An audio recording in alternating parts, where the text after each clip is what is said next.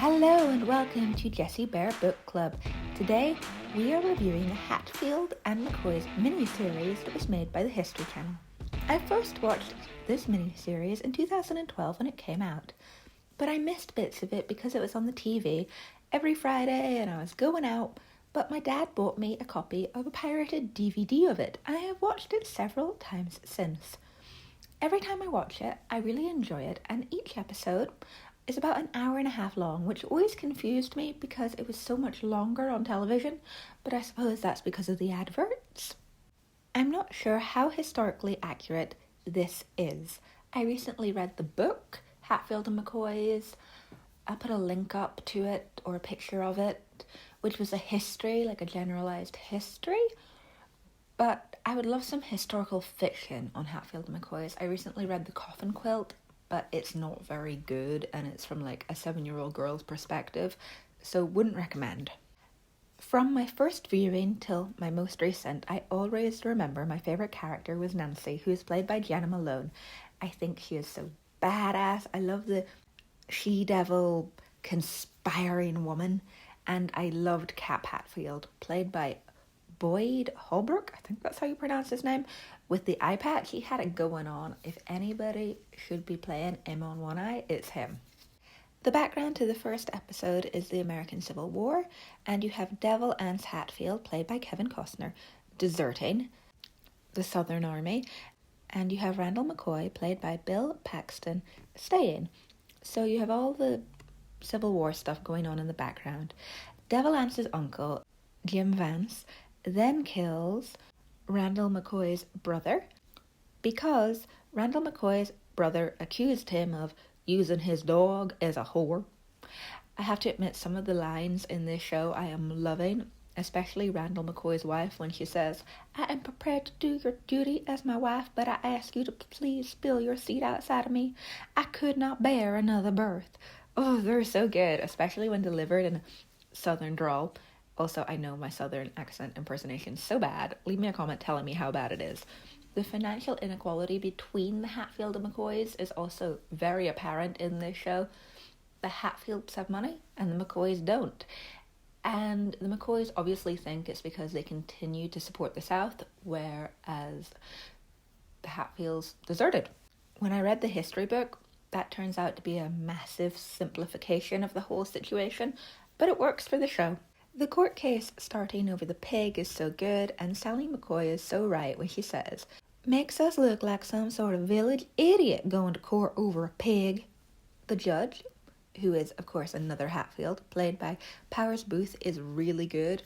He epitomizes what I remember from old westerns of southern judges with the beard and the hat and his authority in the courtroom. He is the epitome of a cowboy judge.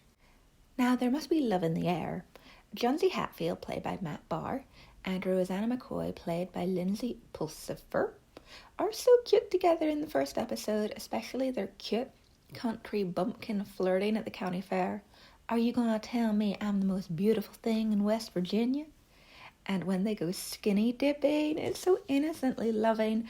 I honestly think if Devil Anse and Randall McCoy had managed to swallow their pride and let the two of them marry, so much bloodshed could have been avoided. I enjoy how protective Roseanna's brothers are of her in a weird Western movie kind of way. I thought when Roseanna's brothers kidnapped Johnse, she never, ever should have gone to Devil Anse for help. That opinion is, of course, verified in the book I read, that if she had never asked them for help, all of this could have been avoided. She set in motion a domino effect, which went down through the generations of hatred. Episode 2 starts with the shooting, and all the McCoy brothers being shot up against trees, and even though they did the wrong thing and never should have killed Elias Hatfield, I think they overreacted and should have had a fair trial and not been shot at dawn. I felt so sorry for Sally McCoy, the boy's mother. Her pain was evident. Great acting. Episode 2 also has some of the best lines. I love a good cowboy one-liner, and "button your dip, you vulgar bastard," That's definitely one. And he doesn't love you on account of you being a whore and all. So funny. I will add those to my vocabulary and just like blurt them out pointlessly, at people. Nancy McCoy and Johnse Hatfield's marriage was such a bad idea on all fronts, but I kind of love them together. Nancy McCoy is such a scheming, hate-filled, fine little thing, and the way the Hatfields twist Jonesy and Nancy's relationship is a masterclass in double dealing. Side note, Jena Malone, who plays Nancy McCoy, would make the perfect Anne Boleyn. She has the best face for it I have ever seen. I'm going to put up a picture of Jena Malone and a portrait of Anne Boleyn, and I want you to tell me if I'm wrong. I also really enjoyed Cap Hatfield and Jim Vance's relationship. It felt like a proper family dynamic to me. You could feel how much they cared about each other, and Cap is a much deeper character than people give him credit for. This scene where they find skunk hair Tom Wallace's body and Cap says, "He is my best friend since we were little," got me right in the feels. One of my problems with this show is Devil Anse, played by Kevin Costner, mumbles a lot of his lines, and he has a lot of important monologue bits, and he's mumbling and I can't catch every word. Is that a Kevin Costner thing or a character choice? I don't know, but the whole way through this show, every single time I watched it up until now, I thought his wife was called Lassie.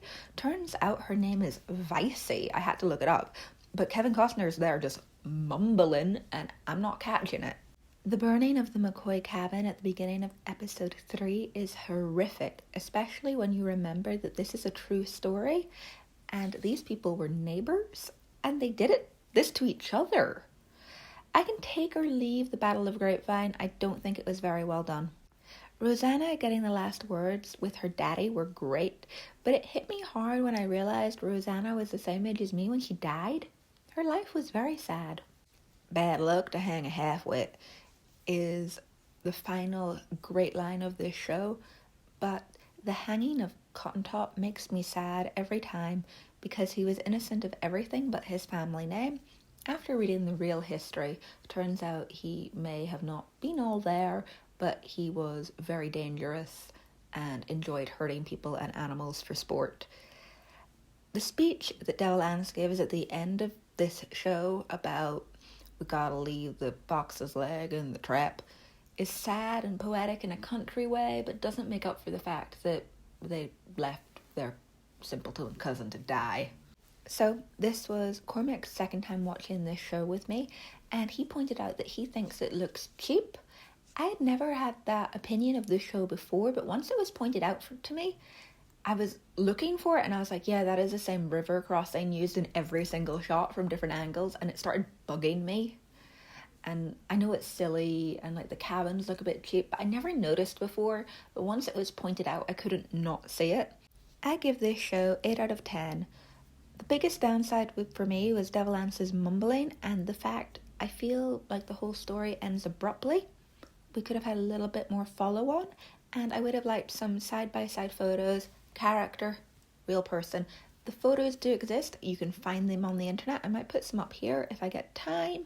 IMDb gives this show 7.9 out of 10, and Rotten Tomatoes gives it 71%. I forgot I had made a note of the book I read. Well, I got it on Audible, so forgive me for not knowing the name off the top of my head. It is The Feud, Hatfield and McCoys, The True Story, by Dean King. After finishing it, it became apparent to me that this mini-series had been massively sped up and these events had actually taken place over the course of about 10 years. But that's to be expected in any sort of movie or TV adaptation. And yes, there was a lot more going on, a lot more nuance, but this is still a great show, and the Hatfield McCoys feud is epic and loved by many because it's so intriguing. If anybody knows any historical fiction, especially something from Roseanna McCoy's perspective or a Vicey Hatfield's perspective, I'd really enjoy reading it. I can't find anything other than the coffin quilt, but until next time, don't go shooting your neighbor. Bye.